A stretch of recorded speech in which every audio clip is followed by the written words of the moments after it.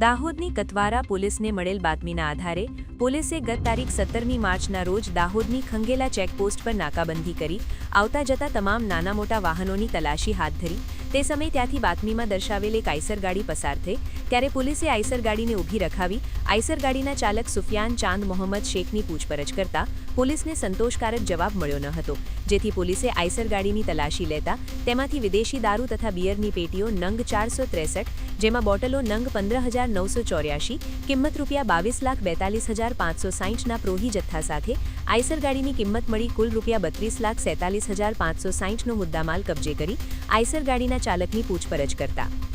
આ વિદેશી દારૂની હેરાફેરીમાં સુફિયાનભાઈ ઉર્ફે રઘુ યુનુસભાઈ ઉર્ફે યુસુફભાઈ મેવાતી, રાકેશભાઈ રમણભાઈ માવી તેમજ અન્ય 3 ઇસમોએ મદદગારી કરી હોવાનું પોલીસ સમક્ષ કબૂલાત કરતા આ સંબંધે કતવારા પોલીસે પ્રોહિબિશનનો ગુનો નોંધી આગળની કાયદેસરની કાર્યવાહી હાથ ધરી છે। રિપોર્ટર જિગ્નેશ બારિયા।